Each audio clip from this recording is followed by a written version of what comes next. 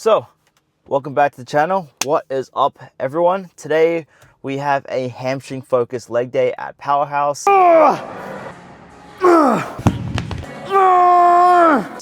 Now, of course, in some people's eyes, that's probably the most boring day of the week.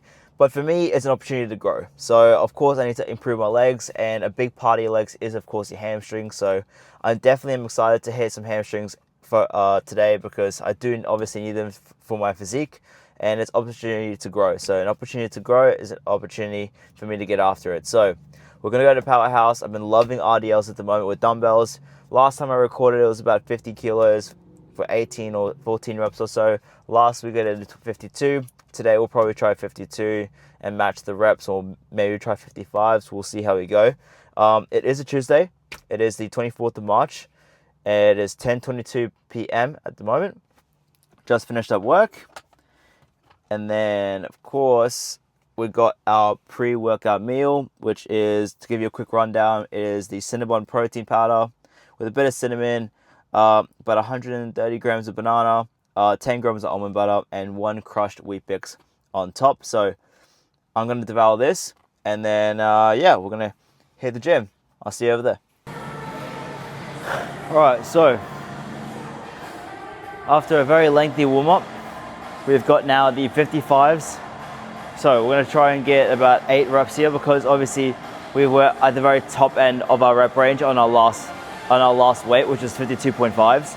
So we did about 14, around 18 reps on that 52. So now we're moved up to 55s, and we're going to obviously start at the very bottom of that rep range again. So that's exactly how we progressive overload. I just exactly said that to our last video. So we're going to try and with our 55s today.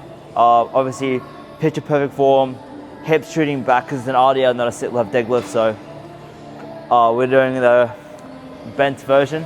So we're doing RDLs, a little bit more glutes involvement, and hopefully a little more stacked joints. So we're going to try and really drive through our heels and see how we go. So let's see how we go. 55 kilos on the board. Here we go.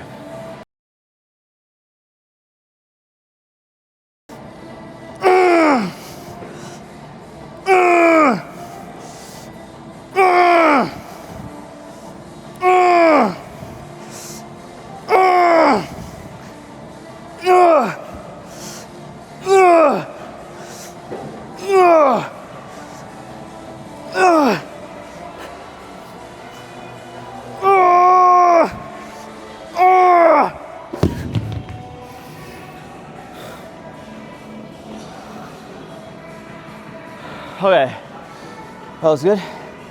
I think we did north of 18 reps or something. That was good. All right, we'll do 3 sets here, and then we'll see how my strength decreases over the 3 sets. But first set was promising. Felt good, a little bit of lower back involvement, but you know, that's natural when it comes to this kind of weight. But anyway, that was good. Second set. All right, so just to explain, I should probably take this opportunity to explain the difference between a stiff leg deadlift versus an RDL. So an RDL pretty much is just like your staggered deadlift stance, but pretty much the first hinge of your movement is actually at your hips. So you shoot your hips back, forward, while keeping a slight knee bend.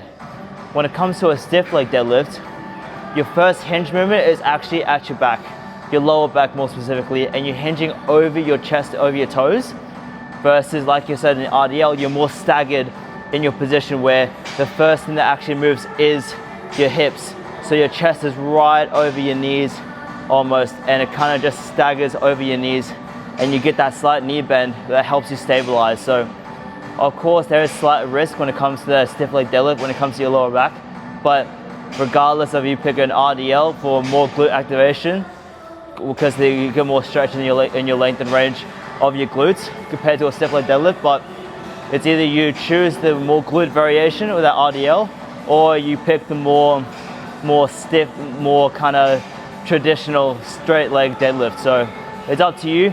Right here today, what you'll see in my first set as well, I'm doing an RDL. Like you saw in my first set, my hips hinge back as the first point of movement. So we're gonna do the same thing here today.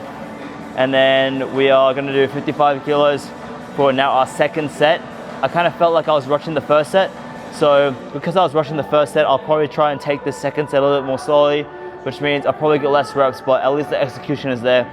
So we're gonna try for our second set now, a little bit slower tempo, a little bit more controlled in the eccentric part of the movement, and then we'll continue from there.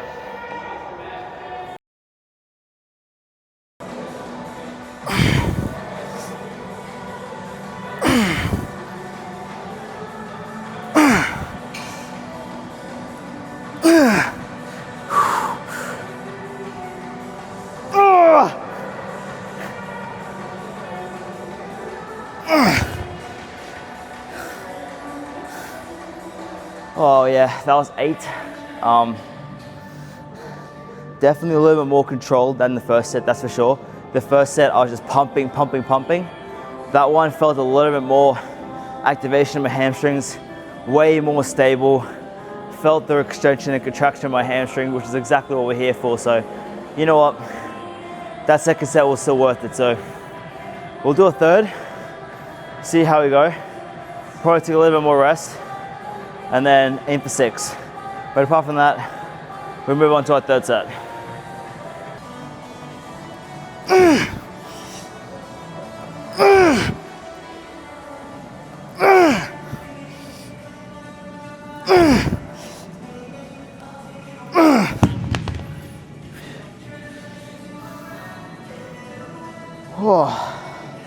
All right, so that is third set done, a little bit over 6 reps. I stopped the set a little bit short because I felt my lower back disengage a little bit. So instead of having everything tight, my glutes tight, everything stacked, I felt my lower back not got out of pinch, but disconnected out of that stiffness, which means I was hinging a lot more at my lower back than my hips, which put me in a bad position for the following reps. So I stopped the set and we lived to another day. So those little things comes with experience, and a lot of people just want to push the set, but those little things will try and keeps you out of injury. So at least try. So we'll see how we go. But that was a good set. Now we move on. All right, so we are doing our second exercise of hamstrings. We're doing a seated hamstring curl, leaning forward, of course, to get that extra stretch on your hamstring, that pre-stretch on your hamstrings, but at the beginning of the movement. So we're gonna do that here at the moment. I've already done a warm-up set. Didn't feel good at all. So we're gonna try and push through it, simply because the benefit of this exercise is the length and range of the movement. So we're gonna try and push through it. We're gonna try and get used to it. Otherwise, I just do a normal standing hamstring curl, whether it be plates or whether it be pin loaded over here, but we'll try the seated one. Everyone knows it grows your hamstring, so you know what, suck it up and let's get used to it. So first set, here we go.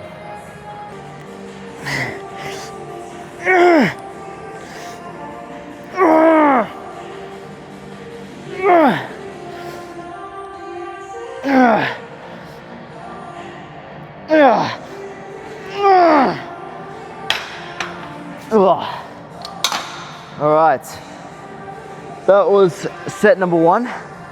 Definitely made a difference between me hunching over this pad here for that stretch versus me putting my chest over. The chest over is 10 times better. So anyways, you live and you learn. That was good. All right, on to our second set.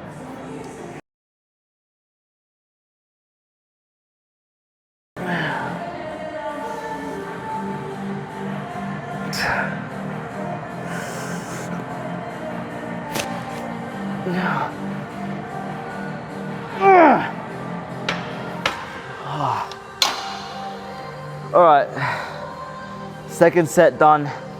That is it for hamstrings for right now. And then we're gonna do one leg extension, and then we'll do our abductors and calves to finish off the day. So let's go over there now. Okay, so we are now on to our first and only quad exercise of our hamstring focused leg day, which is a leg extension. Now, because our knees aren't as warm as they typically would be this stage of a quad focused leg day, we're gonna do single leg and we're not gonna lock out these extensions. So what these look like is, you've seen them do in the previous video, is where I'm gonna try and tense my leg all the way through the movement. Now, what does that mean? It pretty much means when I do a leg extension, I'm not trying to pull through my knee. I'm trying to pull through the very back of my quad. So what you'll see is I'm gonna try and get my hand and try and flex the very back of my quad as each rep goes up.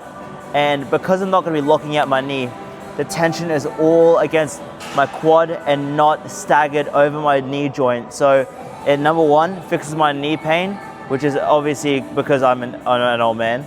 And number two, it is more emphasis on my quad and more time under tension. Even though that's not as much of a thing in 2026, it's still a very good idea when it comes to blood flow and an intensifier. So we're gonna try and do that today, and then we're gonna see how many reps we go. We're gonna try and go for, I'm gonna say 35 kilos, maybe about 10 good ones. Well, mainly I'm trying to focus on the form and really get the blood flow going. So enough yap, let's see how we go.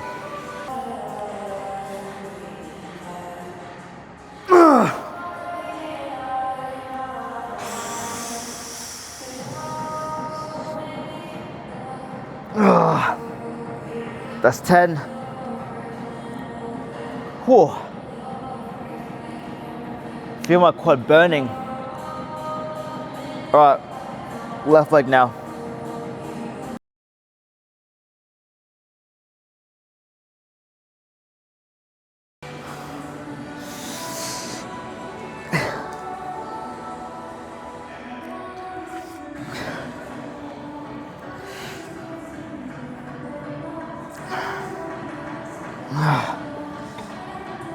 Woof. That is set number one done. I can already feel my quads on fire, which is great. We started with our right because our right is probably a little bit weaker. And yeah, that was good. We're gonna do our set number two now.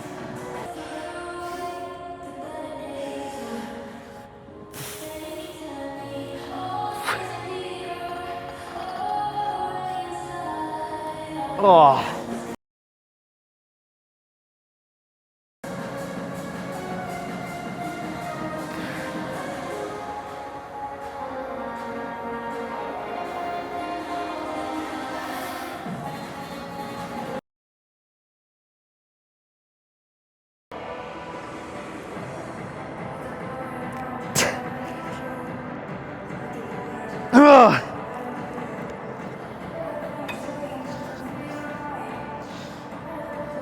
All right, second set done.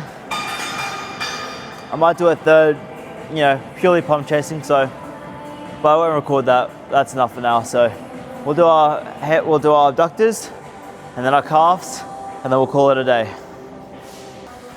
All right, so our second last exercise of the day, we are doing the abductor machine. So, focusing on our abductors, of course, we're gonna try and drive through our actual knee and not our quad.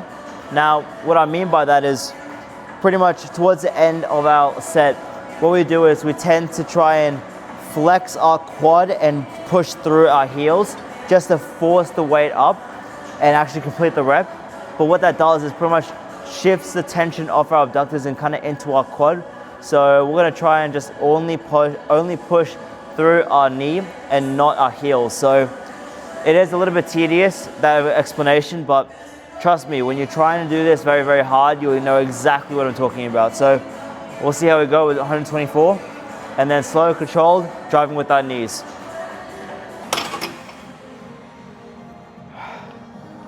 All right, set number one done. On to our second.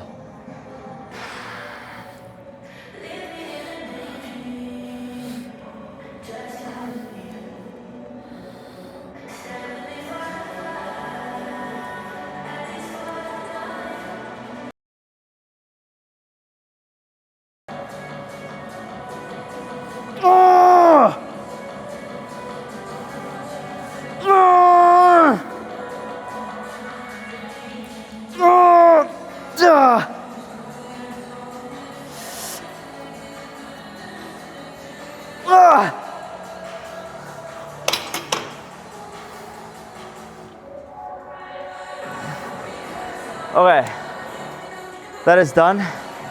Let's go into the toe presser for our calves, and then we'll call it a day. Okay, so last final exercise of the day, we are doing a calf toe press. Now, we did a single leg because I believe my left one is slightly bigger than my right, so we're gonna try and fix that today. We're gonna do our right one first and then our left. We've got 105 kilos on the board. We're gonna try and go for about 20 reps or so, or maybe 10, around that rep range. A very big rep range, but we're around there. So we're gonna see how we go. Of course, with these calves, our emphasis is actually the length and range, not the contraction. So we're gonna try to go all the way deep down and all the way about maybe about 50, about 90% of the range of motion, or 50% of the range of motion.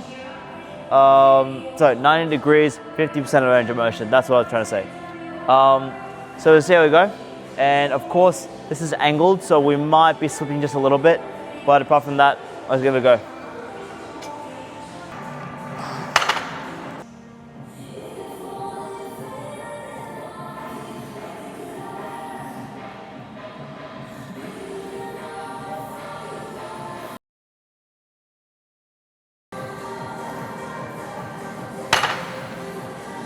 All right, so that was 14 each leg. On to our second set.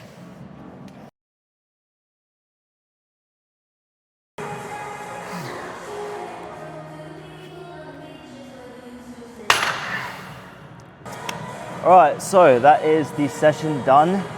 We have officially done 3 sets of calves, and that is done for the day. So just for a quick recap, we had a new PB on RDLs. We did 55 for about 14, or the 18, sorry. Was a bit rushed, but the next 2 subsequent sets were very, very good. In terms of tempo, we did 10 or 8, and then 6. So I'm very happy with that. Then we did a hamstring curl seated, and then we did our leg extensions, which we did single leg, and then we did our abductors, which we did 3 sets of, and then we did our calves, which we also did 3 sets of. So that is our complete hamstring focused leg day. Thank you for watching, and it is currently day 3 or so of our reverse diet, back to leanness or a lean-ish physique, so we can start our bulk phase from there. It's going pretty good so far.